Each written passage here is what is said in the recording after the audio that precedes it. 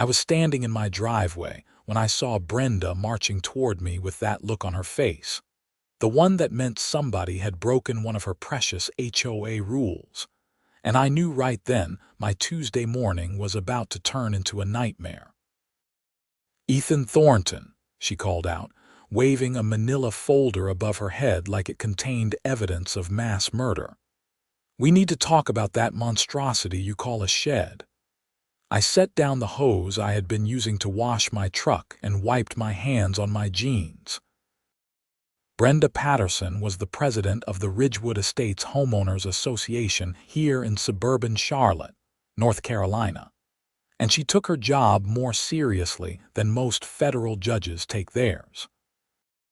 At 52, she had the energy of a caffeinated squirrel and the persistence of a telemarketer who knows you are home. "What about it?" I asked, keeping my voice level. I had learned over the years that showing any emotion around Brenda was like throwing gasoline on a fire. "It exceeds the maximum allowable square footage for auxiliary structures as outlined in Section 12, subsection 4, paragraph B of the HOA covenant," she said, flipping open the folder and shoving a paper in my direction. "The maximum is 120 square feet. Your shed is at least 200 square feet, possibly more." I glanced at the document, which appeared to be a printout from Google Earth with some measurements scribbled in red marker. "Brenda, you know what that shed is for. It houses equipment for the volunteer fire department. I'm a volunteer firefighter, and so are 3 other guys in this neighborhood. We keep response gear and equipment in there so we can deploy faster when calls come in." "That may be," she said, pursing her lips so tight they practically disappeared, "but the rules apply to everyone equally. No exceptions. The board voted unanimously last night. You have 30 days to either reduce the size of the shed to comply with regulations or remove it entirely." "You're kidding me." The words came out before I could stop them. "Brenda, this is safety equipment. We're talking about potentially saving lives, including the lives of people in this very neighborhood. Rules are rules, Ethan. If we make exceptions for you, then everyone will want exceptions. Next thing you know, someone is building a 3-story barn in their backyard." She closed the folder with a definitive snap. "30 days. The board will be monitoring your compliance." She turned on her heel and walked back toward her house, which sat 3 doors down from mine with its perfectly manicured lawn and flowers arranged in color-coordinated patterns that probably violated some law of nature. I stood there, hose still dripping water onto the driveway, trying to process what had just happened. The shed in question sat at the back of my property, painted to match my house and landscaped, so it blended in as much as a 200-square-foot structure could. Inside were bunker pants, jackets, helmets, air tanks, medical supplies, hoses, and various other equipment that the volunteer fire department stored at the homes of firefighters who lived in areas outside the main coverage zone. The whole point was rapid response. When a call came in, we could grab our gear and go instead of driving 15 minutes to the main station first. In a fire or medical emergency, those 15 minutes could mean the difference between life and death. I pulled out my phone and called Mike Chen, the captain of our volunteer unit. He answered on the second ring. "Mike, we've got a problem," I said and explained the situation. "You're joking," he said, his voice rising. "They want you to tear down the equipment shed. Does this woman understand what we do? I don't think she cares. She's all about the HOA rules. Says if she makes an exception for me, she has to make exceptions for everyone. But this isn't about building a treehouse for your kids or putting up a gazebo. This is emergency response equipment. This is public safety." Mike paused, and I could hear him typing on his keyboard. "Okay, let me make some calls. There has to be something we can do. Maybe if the fire chief contacts the HOA board officially, explains the situation. Worth a try, I said, though I did not hold out much hope. I had lived in Ridgewood Estates for 5 years, and in that time, I had seen Brenda and her board enforce rules with the kind of zealous dedication usually reserved for religious crusades. When the Hendersons 2 streets over had painted their front door navy blue instead of the approved black, they had received daily violation notices until they repainted it. When old Mr. Kowalski had let his grass grow to 4 inches instead of the mandated 3.5-inch maximum, they had threatened to hire a lawn service and bill him for it. "I'll call you back," Mike said. "Try not to stress too much. We'll figure something out." But I was stressed. I had built that shed 2 years ago with the fire department's guidance and approval. It had cost me nearly $8,000 in materials and labor. The department had even contributed $3,000 toward the cost, since it was being used for their equipment. Tearing it down or cutting it in half was not a simple matter of being out some money. It would impact our response capabilities for the entire neighborhood. That evening, I sat at my kitchen table with my wife, Kate Webster, who I had married 6 months ago. She taught 4th grade at Ridgewood Elementary and had the patience of a saint, which she needed both for her students and for dealing with my HOA frustrations. "What if you just took down one wall and made it smaller?" she suggested, stirring her coffee. "Would that satisfy them?" "I could, but then we'd lose storage space for critical equipment. We'd have to move stuff back to the main station, which defeats the whole purpose." I ran my hands through my hair, a habit I had when frustrated. "This is insane, Kate. We're volunteers. We don't get paid for this. We do it because we want to help our community. And now the community is telling us they'd rather have uniform shed sizes than faster emergency response. Have you tried talking to the other board members? Maybe Brenda is the only one who feels this strongly about it." The notice said it was a unanimous vote. That means all 5 board members agreed. I pulled out the paper Brenda had given me and scanned the names at the bottom. Brenda Patterson, Cynthia Morrison, Doug Wheeler, Patricia Hayes, and Tom Bradshaw. I know Tom reasonably well. Maybe I can talk to him.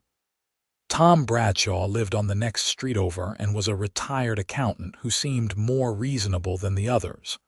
I had helped him jump-start his car once, and we had chatted at a few neighborhood barbecues. If anyone on the board might listen to reason, it would be him. The next morning, I walked over to Tom's house around 9, figuring he would be finished with breakfast but not yet deep into whatever retired accountants did with their days.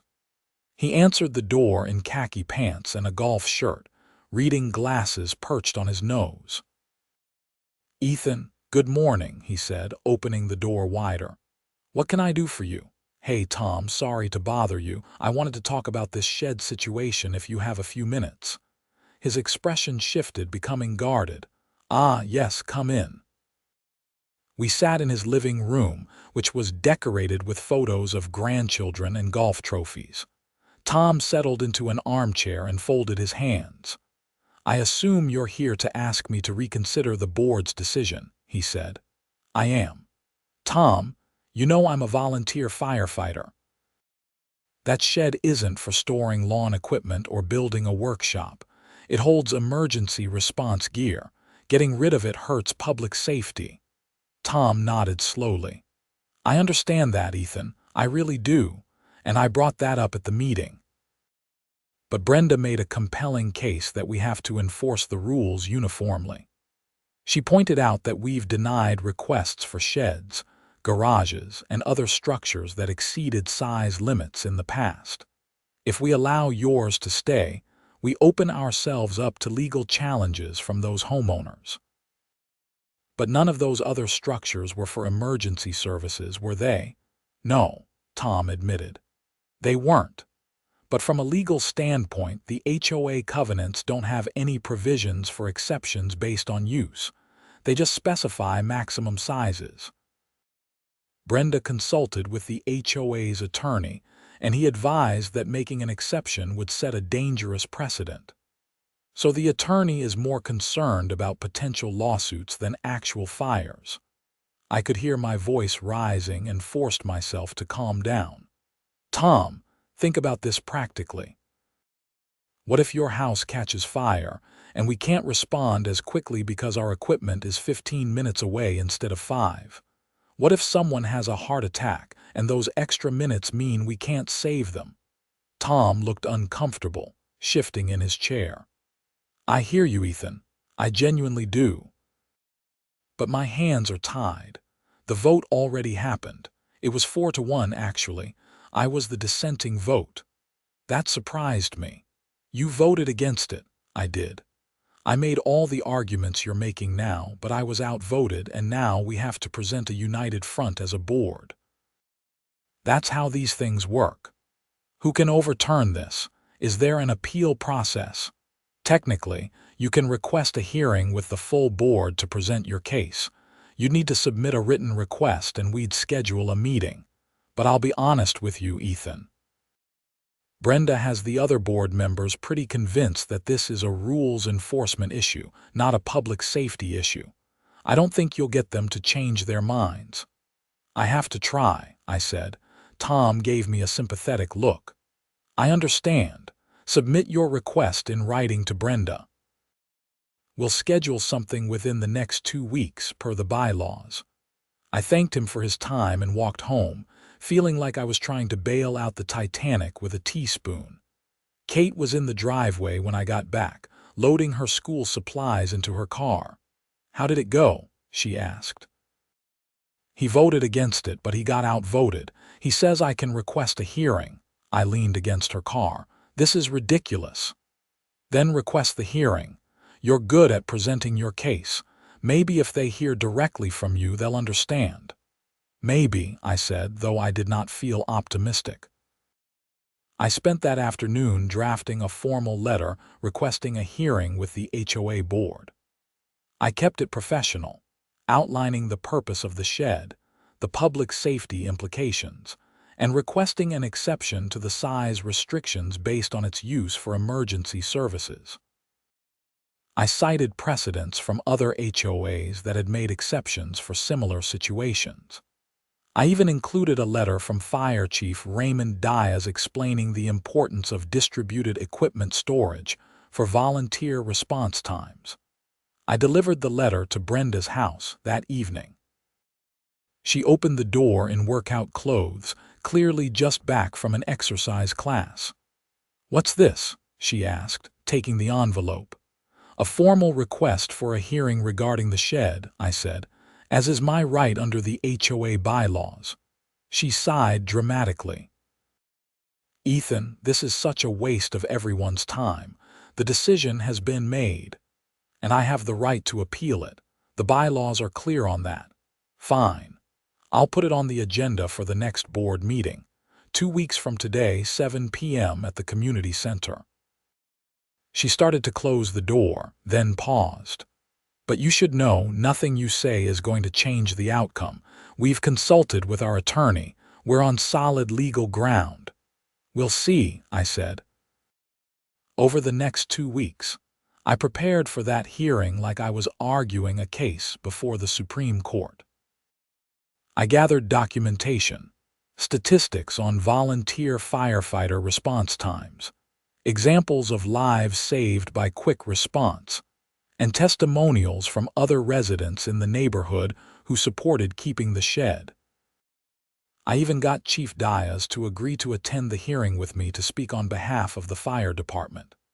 Mike Chen and 2 other volunteer firefighters from the neighborhood, Gary Norton and Steve Yates, also said they would be there to show support. Kate planned to attend as well, along with a handful of neighbors who had signed a petition supporting an exception for the shed. The night of the hearing, I arrived at the Ridgewood Estates Community Center at 6:45.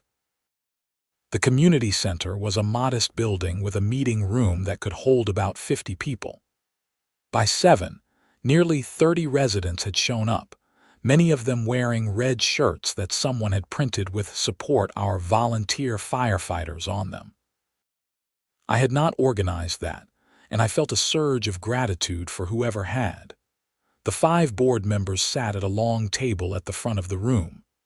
Brenda in the center, flanked by Cynthia Morrison and Patricia Hayes on her right, and Doug Wheeler and Tom Bradshaw on her left. Brenda banged a gavel, and the room quieted. "This special hearing is called to order," she said, reading from a script. "We are here tonight to hear an appeal from Ethan Thornton regarding the board's order to reduce or remove his oversized shed structure. Mr. Thornton, you have 30 minutes to present your case." I stood and walked to a small podium that had been set up facing the board. I had notes, but I barely needed them. I had been thinking about this nonstop for 2 weeks. "Thank you for hearing me tonight," I began. "I'm here to request that the board make an exception to the auxiliary structure size restriction for the shed on my property. This shed serves as an equipment storage facility for the volunteer fire department. It houses critical emergency response gear for myself and 3 other volunteer firefighters who live in this neighborhood." I went through my presentation, explaining how volunteer departments worked, why distributed equipment storage mattered, and what the impact would be if we lost this storage facility. I showed before and after photos of fire scenes, demonstrating the difference that quick response times made. I presented data from the National Fire Protection Association about the importance of the first 5 minutes in fire suppression. Chief Diaz spoke next, a commanding presence in his dress uniform. "The shed on Mr. Thornton's property is part of our strategic response plan for the southeastern coverage area.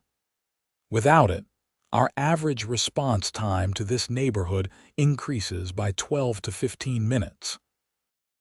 In a structure fire, that can mean the difference between a room and contents fire and total loss.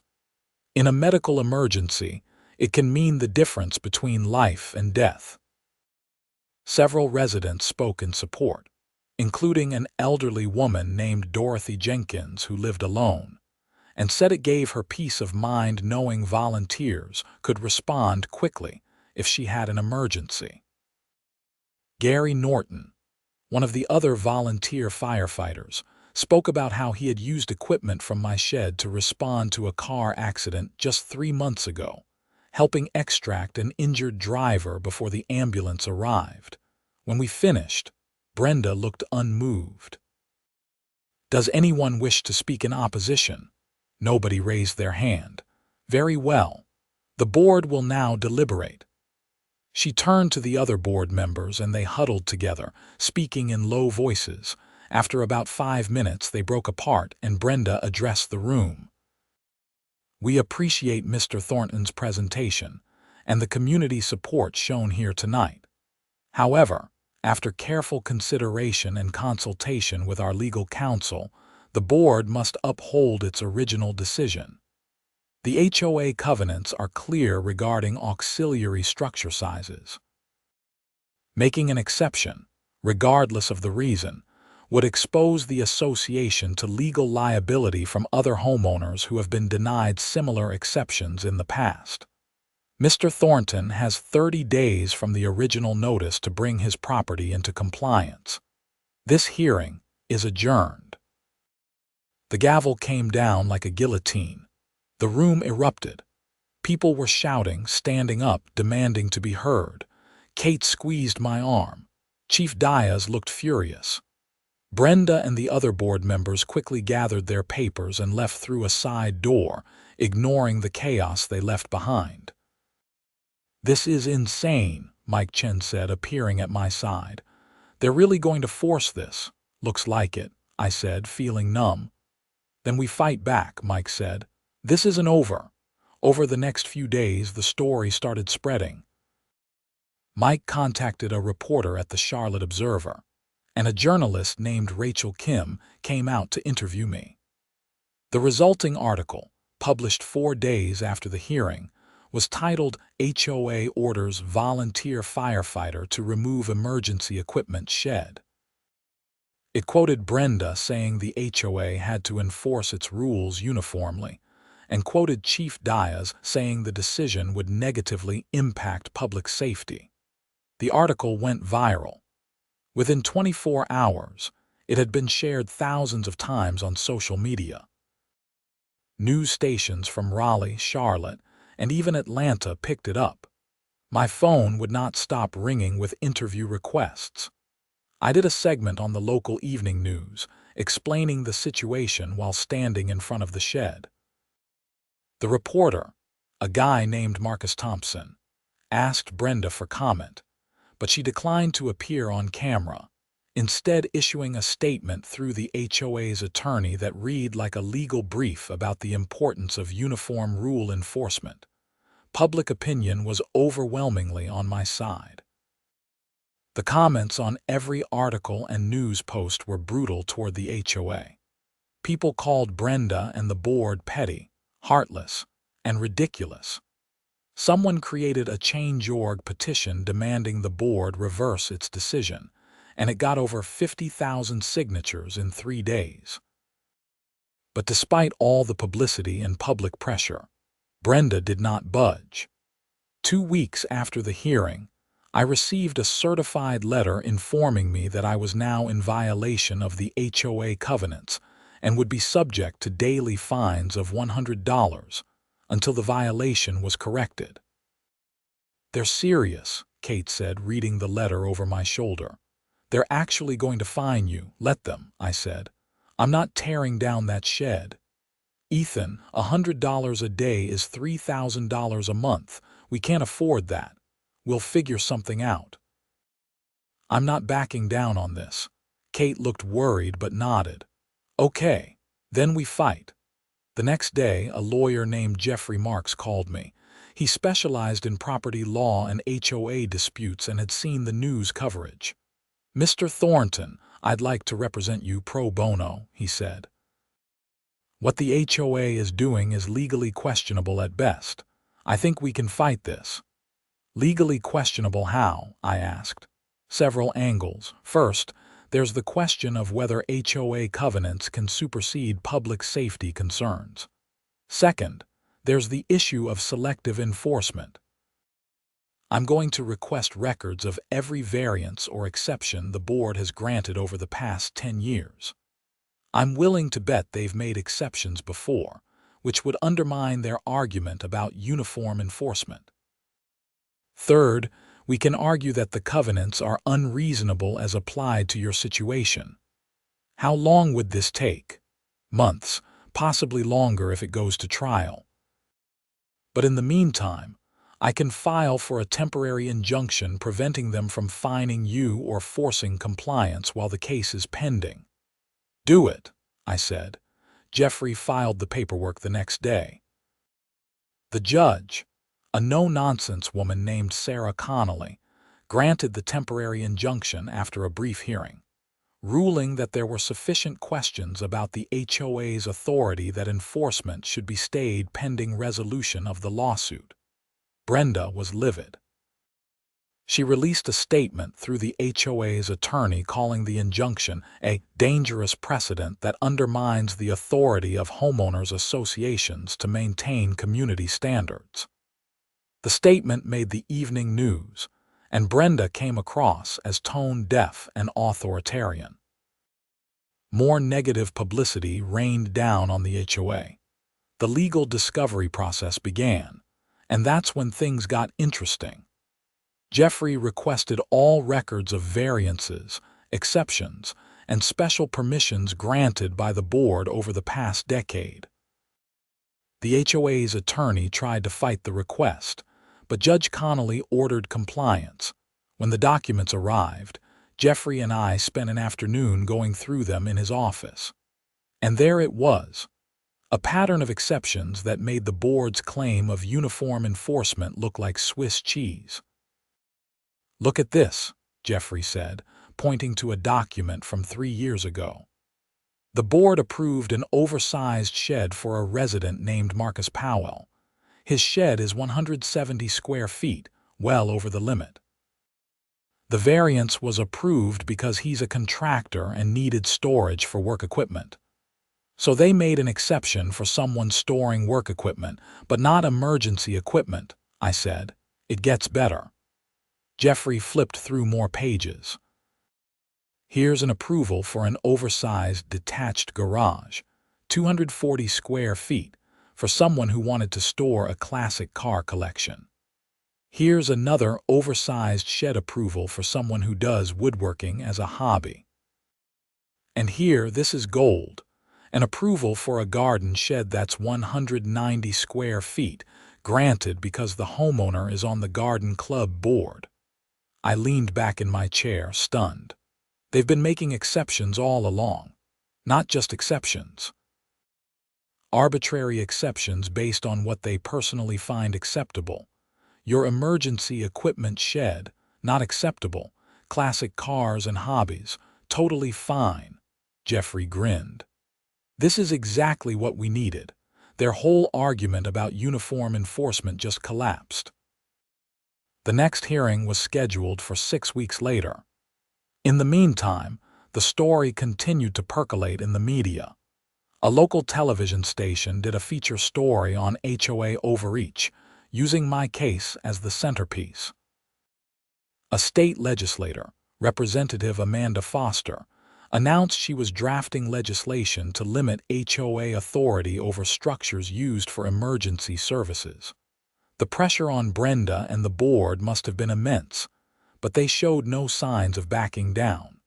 In fact, they doubled down. Brenda gave an interview to the Charlotte Business Journal defending the board's position and arguing that HOAs played a crucial role in maintaining property values and community standards.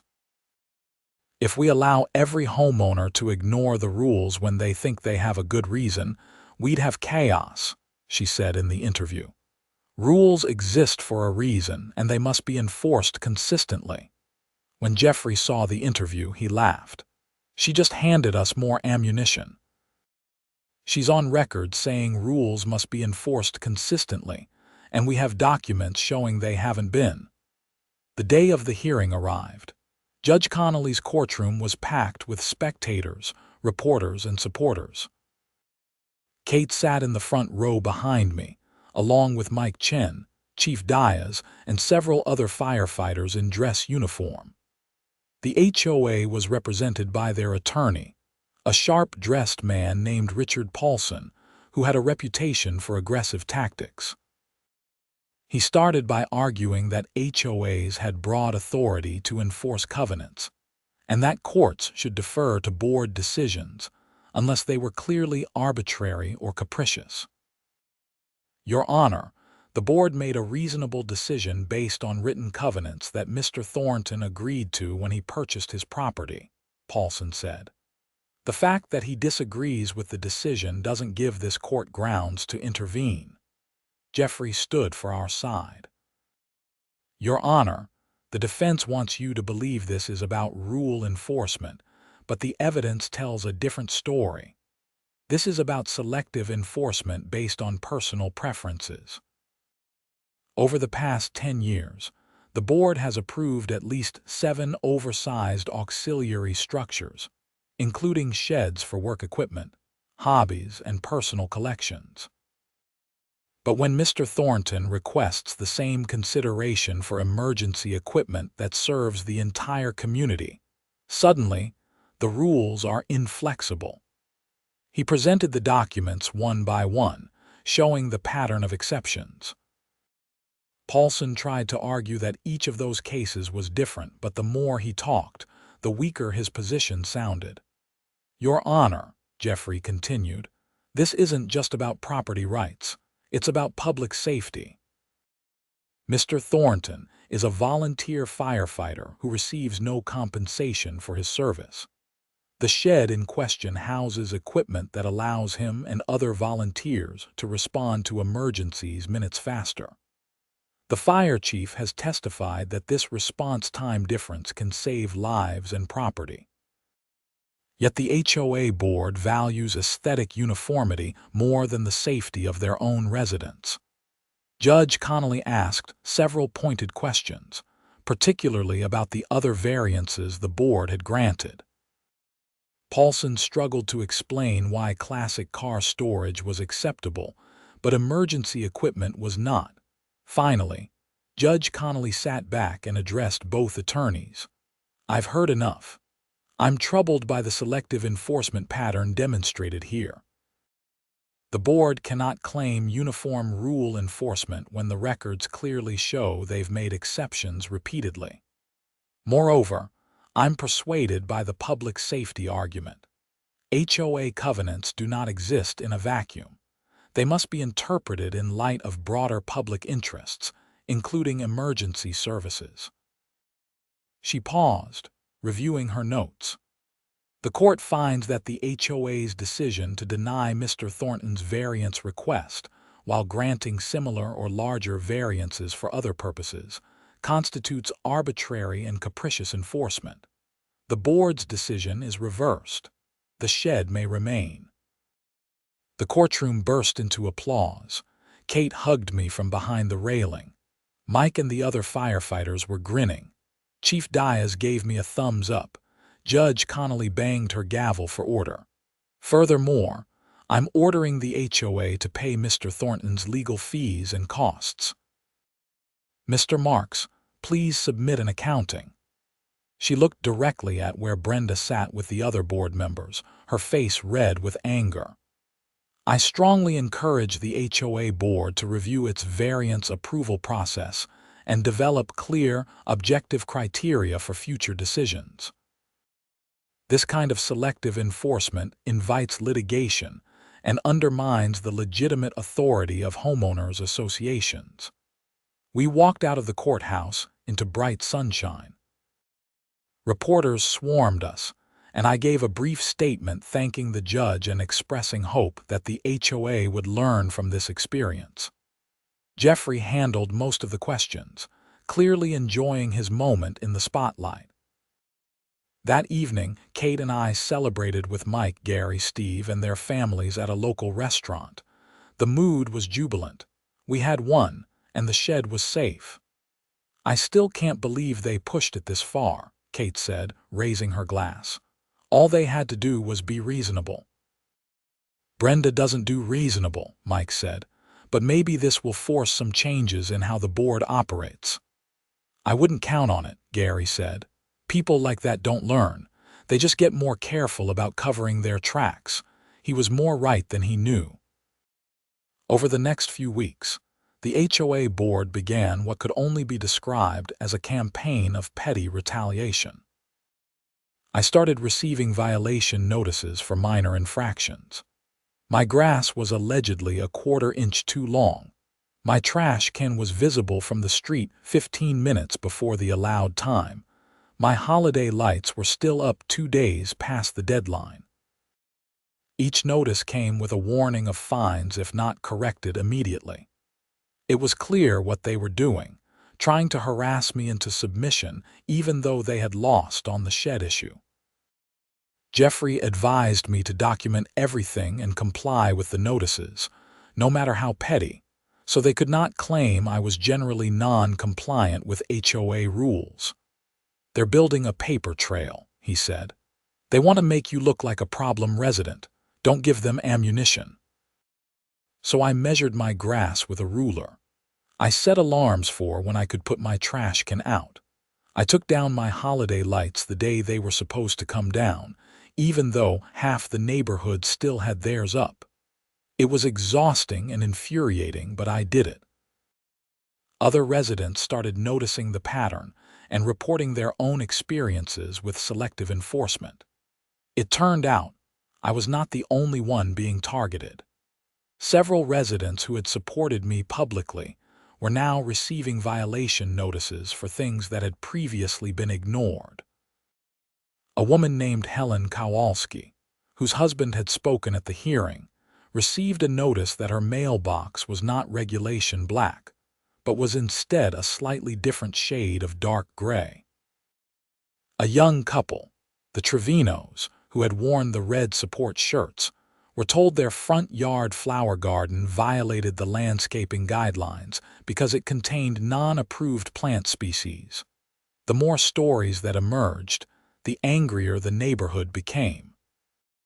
A group of residents organized a recall petition against the board members. North Carolina law allowed homeowners to recall and replace HOA board members with a vote of 2/3 of the homeowners. Getting that many people to agree on anything was usually impossible, but Brenda and her board had managed to unite the neighborhood against them. Within 3 weeks, the recall petition had the required signatures. A special election was scheduled for 2 months out. Brenda did not take it well. She sent a lengthy email to all residents defending the board's actions and claiming the recall was organized by a vocal minority that wanted to turn Ridgewood Estates into a community with no standards. The email was condescending and tone-deaf, and it probably drove more people to support the recall. The election was held on a Saturday in the community center. Turnout was unusually high for an HOA election. By early evening, the results were clear. All 5 board members had been recalled by overwhelming margins. New members were elected, including Tom Bradshaw, who had been the lone dissenting vote on my shed issue. He was elected as the new board president. The first act of the new board was to commission a comprehensive review of all variance and exception decisions made over the past 10 years. The second act was to develop clear, objective criteria for future variance requests, with input from residents. The third act was to rescind all the petty violation notices issued in the past 2 months and issue a formal apology to affected residents. I thought that would be the end of it. The shed was safe, the board had been replaced, and life could return to normal. But then things took an unexpected turn. About 3 weeks after the recall election, Jeffrey called me with strange news. "Ethan, you're not going to believe this. I just got a call from the State Bureau of Investigation. They're investigating the old HOA board for financial irregularities." What kind of irregularities? They didn't give me details, but apparently someone filed a complaint alleging that board members were taking kickbacks from contractors and vendors. The SBI wants to know if you've noticed anything suspicious. Not really, I said, thinking back. I mean, the board seemed to approve certain contractors repeatedly, but I assumed that was just them finding vendors they liked. That might be exactly what they are investigating. I told them you'd cooperate if they wanted to interview you. 2 days later, an SBI agent named Detective Williams came to my house. He was in his 40s, professional and businesslike. He explained that the investigation had started when a vendor contacted them claiming he had been shut out of HOA contracts because he refused to pay a kickback to board members. "We've subpoenaed financial records for the HOA and for several board members," Detective Williams said. "We're finding a pattern of board members steering contracts to specific vendors, and those vendors making payments to shell companies controlled by the board members. It looks like it's been going on for years." "How much money are we talking about?" I asked. "Preliminary estimates are around $200,000 over 5 years. The board was taking kickbacks on everything from landscaping contracts to pool maintenance to roof repairs on the community center. That's why they were so obsessed with enforcing rules," Kate said, sitting next to me. "They were running a racket." "Possibly," Detective Williams said. "We're still investigating. But I wanted to ask you about any interactions you had with board members where they might have solicited money or offered to make your problem go away in exchange for payment." I thought about it. "No, nothing like that." Brenda was fixated on enforcing the rules, but she never suggested I could pay to make it go away. What about any of the other board members? No. Tom Bradshaw was sympathetic, but he voted against me at first because he felt bound by the rules. The others just went along with whatever Brenda said. Detective Williams asked a few more questions, then left, saying they might need to talk to me again as the investigation progressed. Over the next several weeks, the investigation expanded. The SBI brought in forensic accountants who traced payments from vendors to shell companies, and then to personal accounts held by Brenda Patterson, Cynthia Morrison, and Doug Wheeler. Patricia Hayes and Tom Bradshaw appeared to be clean, not involved in the kickback scheme. The story hit the news, and suddenly, my HOA dispute was back in the headlines, but with a new angle. The media portrayed Brenda as not just an overbearing HOA president, but as someone running a corruption scheme. Reporters dug into her background and found she had been involved in similar issues with a previous HOA in another state, though charges were never filed there. 4 months after the recall election, the SBI announced arrests. Brenda Patterson, Cynthia Morrison, and Doug Wheeler were charged with conspiracy, fraud, and embezzlement.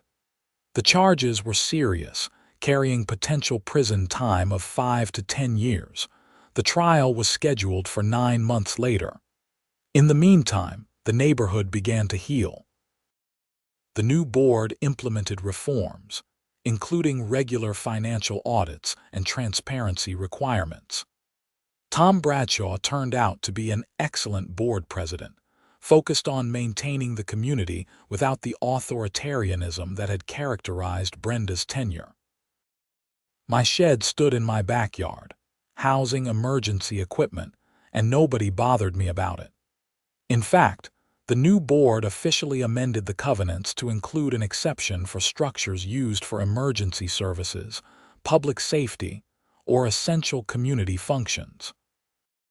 The fire department held a ceremony dedicating the shed in honor of the volunteer firefighters who served the community. Chief Diaz gave a speech about the importance of community support for emergency services.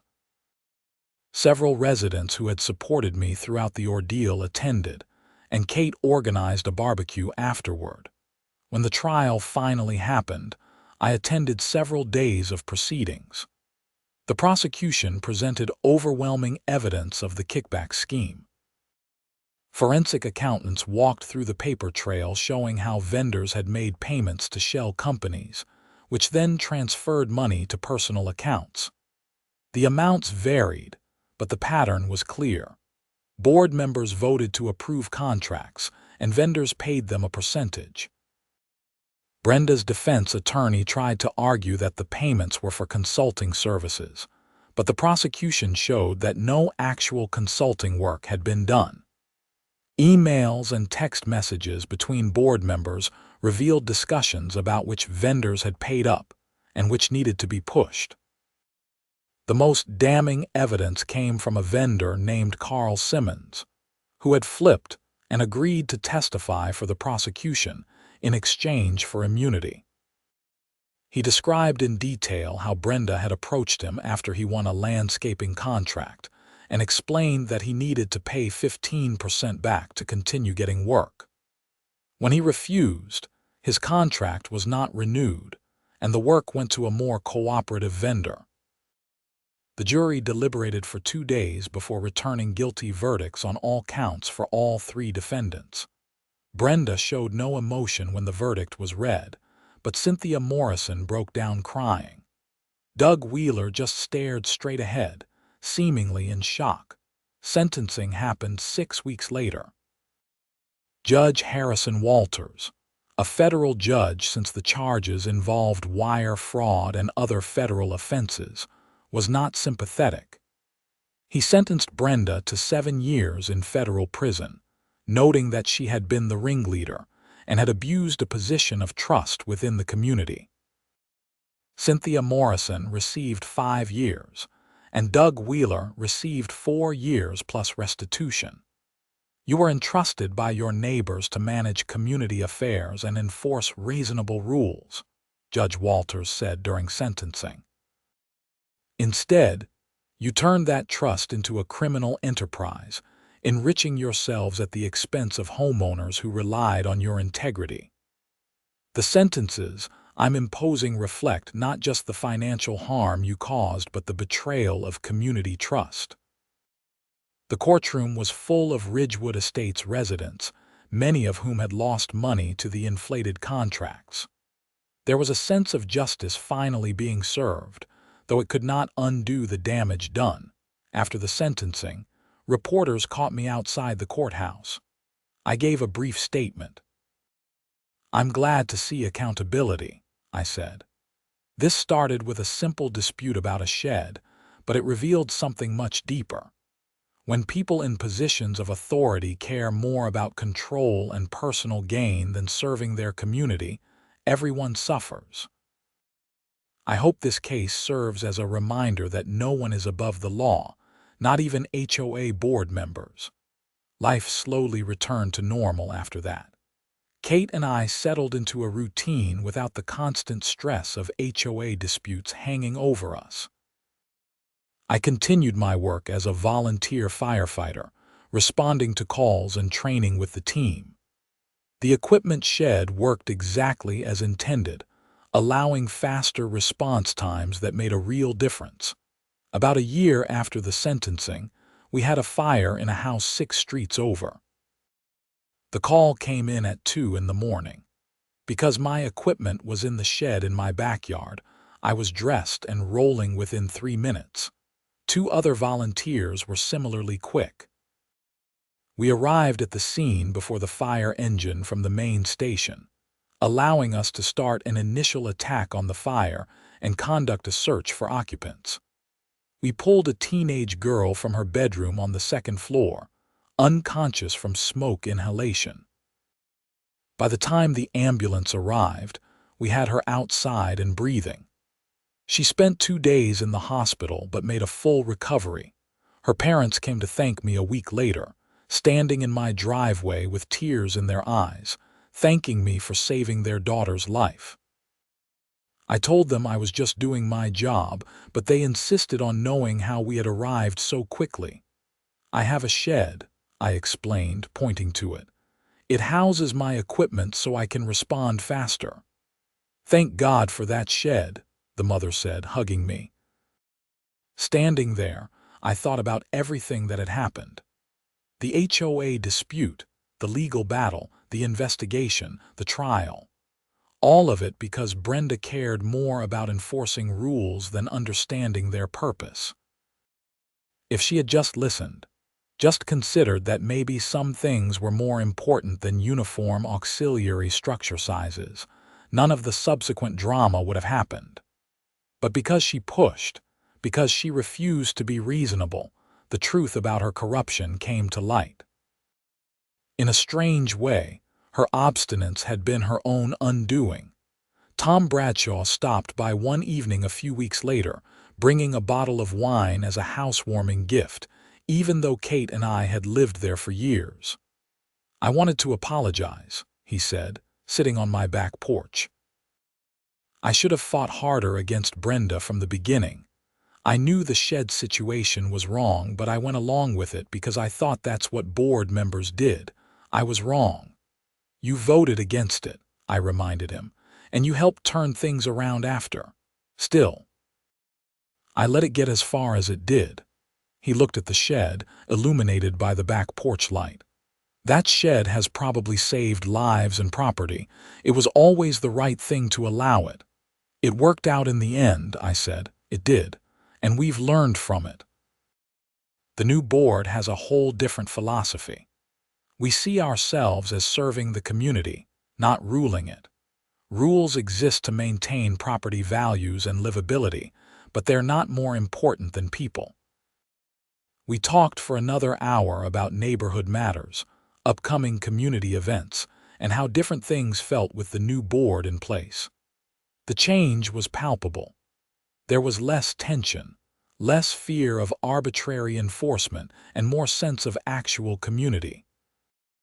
The Ridgewood Estates newsletter, which under Brenda had been mostly a list of violations and rule reminders, had transformed into a publication celebrating residents, highlighting volunteer work, and sharing news about families and events. It felt like a neighborhood again, not a correctional facility. Kate started a garden club that actually focused on gardening rather than enforcing plant species restrictions. Kids played in the streets again without parents worrying about HOA complaints. People personalized their homes within reasonable limits, adding character and individuality that had been suppressed under the old regime. Representative Amanda Foster's legislation passed the state legislature with bipartisan support. The new law required HOAs to allow structures used for emergency services, regardless of size restrictions in covenants, as long as they met basic safety and building codes. It also mandated financial transparency for HOAs, requiring annual audits and public reporting of vendor contracts. The law was nicknamed the Ridgewood Reform Act, and Representative Foster invited me to the signing ceremony in Raleigh. Governor Martinez, speaking at the event, referenced my case specifically. No homeowner should have to fight their HOA to serve their community, she said. And no HOA board should operate in the shadows, enriching themselves at their neighbors' expense. This legislation brings common sense and accountability to homeowners associations across North Carolina. I stood in the audience feeling proud but also relieved that the whole ordeal was finally, truly over. The shed was safe, the law was changed, and the corrupt board members were behind bars. Justice, though delayed, had been served. Months turned into years. The notoriety faded, and I returned to being just another resident of Ridgewood Estates. The shed became a fixture, no more remarkable than anyone else's garage or outbuilding. Kids in the neighborhood knew that Mr. Thornton's shed had fire equipment in it, and I occasionally gave tours to curious children whose parents said it was educational. Kate and I talked sometimes about moving, finding a place without an HOA, but we realized we liked our neighborhood. With reasonable leadership, the HOA actually served its purpose, maintaining common areas, organizing community events, and keeping the neighborhood pleasant without being oppressive. 3 years after the trial, I received a letter from Brenda Patterson. It was mailed from the Federal Correctional Institution where she was serving her sentence. The letter was 2 pages, handwritten, and to my surprise, it was an apology. She wrote about having time to reflect on her actions, about how she had lost perspective and let control become more important than community. She acknowledged that her obsession with rule enforcement had been about power, not property values. She apologized for the harm she had caused, not just to me but to many residents who had suffered under her authoritarian leadership. I realize now that I was wrong about the shed, she wrote. You were trying to serve the community, and I punished you for it because I couldn't tolerate anyone challenging my authority. I'm sorry for the stress I caused you and your family. I'm glad to hear the shed is still there and that it's been useful in emergency responses. That's what matters. The apology seemed genuine, though I wondered how much of it was prompted by prison rehabilitation programs and how much was actual remorse. Either way, I appreciated the gesture. I wrote back, a brief letter acknowledging her apology and wishing her well in her rehabilitation. I did not mention the corruption charges or the embezzlement. The apology was about the shed dispute, and I kept my response focused on that. Kate read both letters and shook her head. Do you think she really gets it? I don't know, I said honestly, but people can change. Prison is a pretty strong motivator for reflection. I guess. I just can't imagine being so obsessed with controlling other people. What a miserable way to live. She was right. Brenda had lived in a nice house in a nice neighborhood with enough free time to focus on HOA matters. She could have used that time and energy for anything positive: volunteering, pursuing hobbies, building genuine friendships. Instead, she had chosen to be a petty tyrant, and it had destroyed her life. The fire department recognized me with an award for community service, citing not just my work as a volunteer firefighter, but my advocacy for volunteer emergency services. The ceremony was nice, though I felt a bit embarrassed by all the attention. I did what anyone would do, standing up for something that mattered. Chief Diaz, now retired, attended the ceremony. Afterward, we talked about how the controversy had actually helped the department. The publicity brought in donations and new volunteers, he said. People realized how much we depend on volunteers and community support. In a weird way, Brenda's stubbornness ended up helping us. Silver lining, I agreed. More than that, you changed state law. Every volunteer firefighter in North Carolina benefits from what you fought for. That's a hell of a legacy. I had not thought about it in those terms, but he was right. The Ridgewood Reform Act protected volunteer firefighters across the state, ensuring they could maintain equipment storage without HOA interference. It also provided transparency requirements that would prevent future boards from running corruption schemes like Brenda's. One person's stubborn fight against an unreasonable rule had led to systemic change. That felt good. The shed, built with my own hands and the fire department's help, still stood strong in my backyard. The paint had weathered a bit, and I planned to touch it up in the spring. Inside, the equipment was maintained and ready. Bunker gear, helmets, air tanks, medical supplies, hoses, and all the other tools we needed to respond to emergencies. The shed had been the center of a controversy that spiraled into arrests and prison sentences, but its purpose remained simple and unchanged: to help us save lives and protect property. Everything else, the disputes and drama and corruption, had been noise created by people who lost sight of what actually mattered. Standing in my backyard on a cool autumn evening, Kate beside me, I looked at that shed and felt satisfied. Not smug or triumphant, just satisfied. We had fought for the right thing and we had won. The community was better for it. Laws were changed. Justice was served. And most importantly, when the next emergency call came in, we would be ready to respond, quickly and effectively, because the equipment we needed was right there in that shed. That's all that had ever mattered.